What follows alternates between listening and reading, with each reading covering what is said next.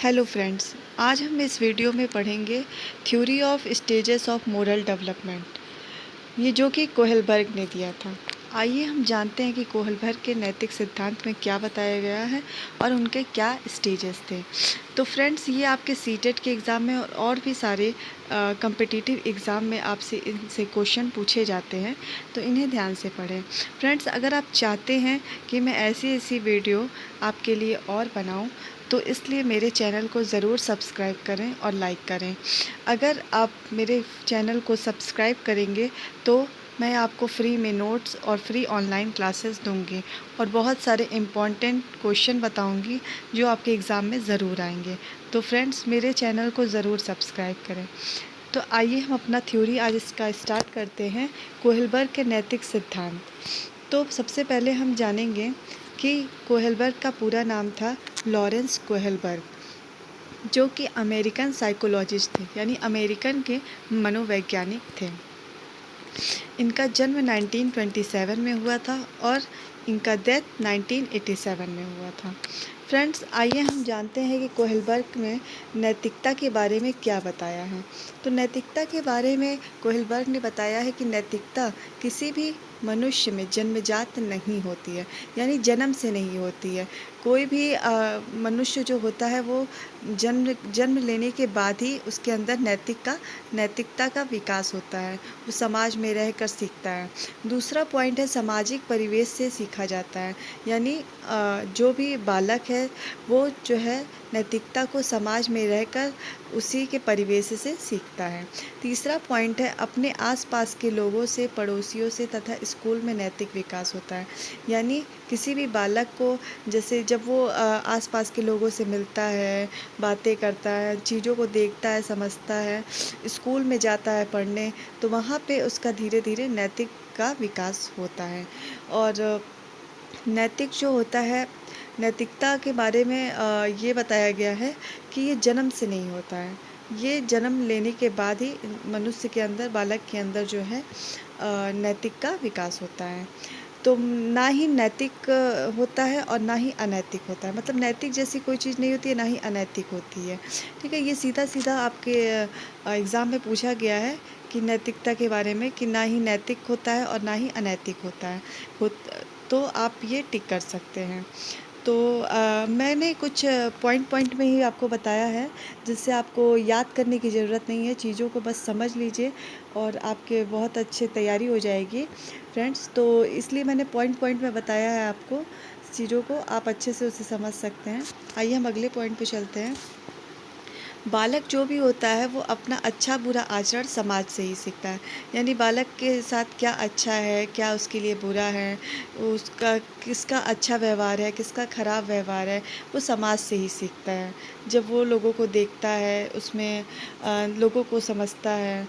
इससे अगला टॉपिक है विकास की प्रक्रिया में वातावरण का महत्वपूर्ण भूमिका होती है, यानी किसी भी बालक का डेवलपमेंट जो होता है उसमें इन्वायरमेंट यानी वातावरण का बहुत ही महत्वपूर्ण रोल होता है, यानी कि वातावरण में ही बालक जो होता है वो हर चीज़ें सीखता है, उसका विकास होता है। ठीक है फ्रेंड्स, तो कोहलबर्ग ने ये आपको कुछ पॉइंट्स बताए हैं नैतिकता के बारे में। आइए हम अपने अगले टॉपिक की तरफ चलते हैं। नैतिक अवस्था के सिद्धांत को 3 भागों में विभाजित किया है। तो कोहलबर्ग ने नैतिक अवस्था को 3 भागों में विभाजित किया था, जो आपका ये है। पहला है पूर्व परंपरागत स्तर, या इसको पूर्व नैतिक स्तर भी कहते हैं। दूसरा टॉपिक है परंपरागत नैतिक स्तर, और तीसरा है उत्तर परंपरागत स्तर, या इसको आत्म अंगीकृत नैतिक मूल्य भी कहते हैं। तो फ्रेंड्स, नैतिक अवस्था को 3 भागों में विभाजित किया गया है। इन तीनों भागों को हम बारी बारी से डिटेल में पढ़ेंगे। आइए हम पहला टॉपिक स्टार्ट करते हैं इसका, पूर्व परंपरागत स्तर या पूर्व नैतिक स्तर। पूर्व परंपरागत स्तर को इंग्लिश में कहते हैं प्री कन्वेंशनल स्टेज। पूर्व परंपरागत स्तर में 4 से 10 वर्ष तक के बालक आते हैं। फ्रेंड्स, ये बहुत ही इम्पोर्टेंट पॉइंट है कि पूर्व परंपरागत स्तर में 4 से 10 वर्ष तक के बालक आपको मिलेंगे। इसमें दूसरा पॉइंट है कि बालक जो होते हैं अपनी आवश्यकताओं के संबंध में सोचते हैं, यानी उन्हें क्या ज़रूरत है, उन्हें क्या नहीं ज़रूरत है, मतलब उसके बारे में सोचते हैं। इस वर्ष के बच्चे जो है अपने आवश्यकताओं के बारे में सोचना प्रारंभ कर देते हैं। दूसरा पॉइंट है नैतिक कार्य का संबंध क्या सही है, क्या गलत है, इससे संबंधित होता है। यानी वो जो भी नैतिक कार्य करते हैं उनका वो सही कितना है, कितना गलत है, वो ये इस स्टेज में वो समझ सकते हैं। तीसरा पॉइंट है अच्छा या बुरा, सही या गलत की व्याख्या मिलने वाले दंड, पुरस्कार अथवा नियमों का समर्थन करने वाले व्यक्तियों की शारीरिक क्षमता या उसके परिणाम से मापी जाती है। यानी कोई भी बालक अपना अच्छा बुरा समझ सकता है और क्या सही है क्या गलत है इसको भी समझ सकता है। और जैसे कि अगर कोई वो अच्छा काम करता है तो उसको पुरस्कार मिलता है, ठीक है, तो वो भी समझ सकता है। और अगर वो कुछ गलत काम करता है जिससे उसको दंड मिलेगा तो ये भी वो समझ सकता है कि अगर हम गलत काम कर रहे हैं तो उसके लिए हमें दंड मिलेगा। और ये भी वो समझ सकता है इस वर्ष के बालक कि अगर हम कुछ अच्छा काम कर रहे हैं तो वो उसको पुरस्कार मिलेगा। तो उस वो जो काम कर रहे हैं, जो बालक कार्य करता है उससे उसको कौन सा रिज़ल्ट मिलने वाला है, उसको दंड मिलेगा कि उसको पुरस्कार मिलेगा, तो ये वो बहुत ही अच्छे तरीके से समझ सकता है। मतलब इस स्टेज के जो बालक होते हैं वो अच्छे से समझ सकते हैं इस बात को। ठीक है फ्रेंड्स, तो पूर्व परंपरागत स्तर को जो है दो भागों में यानी दो चरण इसके दिए हैं कोहलबर्ग ने। ठीक है, तो पहला चरण उन्होंने दिया है दंड तथा आज्ञा पालन अवस्था। दंड तथा आज्ञा पालन अवस्था, पनिशमेंट एंड ओबीडियंस स्टेज। तो इस स्टेज में बालक क्या करता है, पहला पॉइंट है आज्ञा पालन का भाव। यानी इस स्टेज में उसके अंदर आज्ञा पालन का भाव हो जाता है। यानी वह दूसरे का मतलब किसी भी मतलब अगर उसके माता पिता कुछ उनसे कहते हैं बालक से तो उसका आज्ञा का पालन करना है। मतलब वो जो कह रहे हैं उनको ऑर्डर दे रहे हैं या जो उनको काम करने के लिए कहा जा रहा है, कोई भी काम करने के लिए कहा जा रहा है तो उसको वो कैसे करेंगे, मतलब उसका पालन करेंगे, उसका भाव उनके अंदर आ जाता है कि ये काम हमको करना ही है। क्योंकि हमारे बड़े जैसे हमारे बड़े हमको कुछ काम कहते हैं तो हमको करना होता है।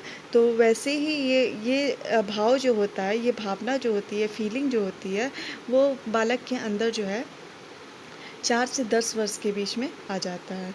दूसरा पॉइंट है बालकों में नैतिकता का ज्ञान। इस वर्ष में बालकों में नैतिकता का भी ज्ञान आ जाता है। तीसरा पॉइंट है बालक स्वयं को परेशानियों से बचाना चाहता है। यानी कह सकते हैं कि बालक जो है इस वर्ष में 4 से 10 वर्ष के बीच में अपने आप को परेशानियों से उसको कैसे बचाना है, ये भी ज्ञान उसके अंदर आ जाता है। दूसरा पॉइंट है इसका, दूसरा चरण है आत्मा अभिरुचि तथा अहंकार की अवस्था, यानी self interest and reward orientation. Friends, ये सेल्फ इंटरेस्ट मतलब उनके अंदर जो है इंटरेस्ट आ जाता है कि मतलब उनको ये पता चल जाता है कि उनका इंटरेस्ट, उनका रुचि किस चीज़ में है। और उनके अंदर अहंकार की भी अवस्था आ जाती है। मतलब कि अगर जैसे कोई चीज़ उनके साथ गलत हो गया तो उसका बदला लेना, चाहे रिवार्ड लेना, अहंकार मतलब अहंकार टाइप का उनके अंदर आ जाता है। तो पहला पॉइंट है वह अपनी रुचि को प्राथमिकता देते हैं। सबसे पहला पॉइंट है कि इसमें जो है वो अपनी रुचि को प्राथमिकता देते हैं। दूसरा है वह पुरस्कार पाने के लिए नियमों का अनुपालन करता है। इसका मतलब क्या हुआ, पुरस्कार पाने के लिए नियमों का अनुपालन करता है। कहने का मतलब उसके अंदर ये भावना तो आ जाती है कि हम ये काम करेंगे तो हमको पुरस्कार मिलेगा, ये काम करेंगे तो दंड मिलेगा। तो मतलब अगर जैसे कि उन्होंने कुछ ऐसा काम किया, जैसे एग्ज़ाम्पल के तौर पे हम कह सकते हैं कि मान लीजिए किसी बच्चे को भूख लगी है और वो खाना चुरा के खा लिया। तो उससे पूछा गया कि तुमने खाना चुराया है, तो वो कह देगा कि नहीं। तो इससे क्या होगा कि बच्चे जो है भूख लगने पे चुरा कर खाना खा लेते हैं। तो ये जैसे वो पुरस्कार पाने के लिए नियमों का अनुपालन करता है। तो वो क्या कर रहा है, वो झूठ बोल रहा है, यहाँ पे नियम का वो पालन नहीं कर रहा है। तो देखा गया कि भूख क्या हुआ, उसके लिए पुरस्कार ही हुआ। तो उसको भूख लगा, वो चुरा कर खाना खा लिया, तो वो नियम का पालन वहाँ पर नहीं करता है। दूसरा पॉइंट है कि बालकों का व्यवहार खुलकर सामने नहीं आता है। मतलब उनका व्यवहार कुछ पता नहीं चल पाता है, खुलकर सामने नहीं आ पाता कि उनको उनको क्या चाहिए, वो कैसे क्या सोच रहे हैं, उनके बारे में ठीक से हमको पता नहीं चल पाता है। ठीक है फ्रेंड्स, तो हम अपने अगले टॉपिक पे चलते हैं। दूसरा पॉइंट था परंपरागत नैतिक स्तर, यानी ये दूसरा स्टेज है, कोहलबर्ग का ये दूसरा स्टेज है, परंपरागत नैतिक स्तर, यानी इसको कन्वेंशनल स्टेज कहते हैं। फ्रेंड्स, यहाँ पे पोस्ट जो है गलती से लिखा गया है, कृपया आप इसे माइंड ना करें, ये गलती से टाइप हो गया है। परंपरागत नैतिक स्तर को कन्वेंशनल स्टेज कहते हैं। फ्रेंड्स, ये कन्वेंशनल स्टेज जो होता है वो 10 से 13 वर्ष के बीच में होता है। ये इम्पॉर्टेंट पॉइंट है, इसलिए मैंने इसे स्टार मार्क किया है। दूसरा पॉइंट है, इस अवस्था में बालक अपनी आवश्यकता के साथ दूसरों की आवश्यकता का भी ध्यान रखता है। यानी बालक जो होता है इस स्टेज में बालक अपनी आवश्यकता के साथ दूसरों की आवश्यकता का भी ध्यान रखता है। दूसरा पॉइंट है, इस स्तर के 2 भाग हैं। परंपरागत नैतिक स्तर को भी 2 चरण में बांटा गया है। तो आइए पहला चरण देख लेते हैं। पहला चरण है अधिकार संरक्षण अवस्था तथा प्रशंसा की अवस्था, लॉ एंड ऑर्डर स्टेज। मतलब उसका क्या अधिकार है और उसकी प्रशंसा, वो दोनों पे, ये दोनों स्टेजेस उनके अंदर आ जाती है। तो पहला पॉइंट है, बालक नियम एवं व्यवस्था के प्रति जागरूक होते हैं। मतलब बालकों को ये पता चल जाता है कि क्या नियम है, क्या व्यवस्था है, इनके प्रति वो जागरूक होते हैं। दूसरा पॉइंट है, बालक कोई भी कार्य दूसरों की प्रशंसा पाने के लिए करता है। मतलब इस स्टेज में बालक जो है कोई भी काम जो करता है वो प्रशंसा पाने के लिए, ताकि लोग उनकी तारीफ़ करें। वो ऐसा काम करते हैं जिससे लोग उनकी तारीफ़ करें। तीसरा पॉइंट है, बालक के चिंतन का स्वरूप समाज और उसके परिवेश से निर्धारित होता है।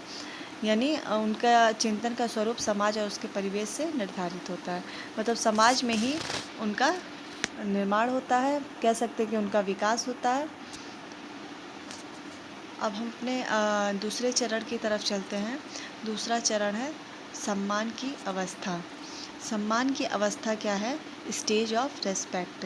एक दूसरे में, पहला पॉइंट है एक दूसरे में सम्मान की भावना, और दूसरा पॉइंट है दूसरों से सम्मान पाने की इच्छा। यानी इस स्टेज में बालक मतलब ये उनके अंदर भावना आती है कि हम दूसरे का सम्मान करें, दूसरे का रिस्पेक्ट करें, और वो ऐसा एस्पेक्ट भी करते हैं कि उनको भी रिस्पेक्ट मिले। तो दोनों जो है फीलिंग्स उनके अंदर आ जाती है।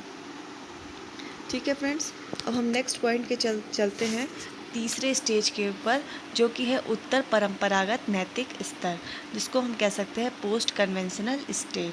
तो पोस्ट कन्वेंशनल स्टेज जो होता है वो 13 वर्ष से ऊपर के बालकों के अंदर देखा गया है। तो इसमें पहला पॉइंट है, बालक अपने परिवार, समाज एवं राष्ट्र के महत्व को प्राथमिकता देते हुए एक स्वीकृत व्यवस्था के अंतर्गत कार्य करता है। यानी इसमें फ्रेंड्स बालक जो होता है वो परिवार को, समाज को, राष्ट्र को, सबको इम्पोर्टेंस देने लगता है, और उन सबकी सहमति से ही वो कोई काम करता है। मान लीजिए उसे कोई काम करना है तो वो ये नहीं कि वो कर लेगा, वो अपने परिवार से पूछेगा, समाज में उसको डिस्कस करेगा, फिर वो देखेगा कि वो सही तरीके से, मतलब वो सब तरीके से सही है कि नहीं, सबकी अगर स्वीकृति होगी, सबकी सहमति से वो अपने कार्य को करता है। ठीक है, अगला पॉइंट है कि इसको 2 भागों में विभाजित किया गया है, यानी इसके भी 2 चरण हैं। उत्तर परंपरागत को भी 2 चरण में बांटा गया है। पहला चरण है समाज के साथ संबंध, और दूसरा चरण है सार्वभौमिक संबंध। तो पहला जो है समाज के साथ संबंध, सोशल कॉन्ट्रैक्ट। कोई भी बालक इस अवस्था में समाज के प्रति अच्छा कार्य करता है। ठीक है, और दूसरा पॉइंट है सार्वभौमिक संबंध, यानी यूनिवर्सल कॉन्ट्रैक्ट। इसमें क्या होता है फ्रेंड्स कि बालक जो होते हैं अपने विवेक का प्रयोग करते हैं। मतलब अब जो बालक ऐसे स्टेज में आ चुका है कि वह अपने विवेक का प्रयोग कर सकता है। मतलब वो सोचने समझने की क्षमता उसमें इतनी डेवलप हो चुकी होती है कि वो अपना क्या अच्छा है, क्या बुरा है, या समझ कर क्या सही है, क्या गलत है, नियम क्या है, ये सब कुछ समझ के अपने बुद्धि का, अपने माइंड का प्रयोग करके कोई भी कार्य को कर सकता है। और दूसरा पॉइंट वही है जो मैंने आपको बताया कि जो कुछ नियम वो अपने आप से बनाता है और देखता है समाज में क्या अच्छा है, क्या गलत है, उसी हिसाब से वो अपना कार्य करता है। तो friends, thank you for watching. ये हमारा लास्ट वीडियो था। अगर आपको मेरा वीडियो पसंद आया तो लाइक ज़रूर करें और सब्सक्राइब बिल्कुल न करना भूलें। फ्रेंड्स, अगर आप सब्सक्राइब करेंगे तो मैं आपके लिए और भी अच्छे अच्छे वीडियो बनाऊंगी और इम्पोर्टेंट इन्फॉर्मेशन दूंगी, जिससे आपको कम्पिटिटिव एग्ज़ाम में क्वेश्चन करने में कोई दिक्कत नहीं आएगी। आपको कोई भी डाउट हो तो ज़रूर कमेंट बॉक्स में करके पूछें, और आप ज़रूर सब्सक्राइब करें मेरे चैनल को, ताकि मैं आपको फ्री में नोट्स दे सकूं और फ्री में ऑनलाइन क्लास आपको प्रोवाइड करा सकूं, जिससे कि बहुत सारे लोग हैं जो लोग बाहर कोचिंग में नहीं पढ़ पाते हैं, ट्यूशन नहीं पढ़ पाते हैं, तो वो मेरे चैनल्स को सब्सक्राइब करें। मैं उन्हें बहुत ही अच्छे अच्छे नोट्स प्रोवाइड करूँगी। तो प्लीज़ फ्रेंड्स, मेरे चैनल को ज़रूर सब्सक्राइब करें, एंड मैं अगला वीडियो ज़रूर जल्दी से लाऊंगी। ओके।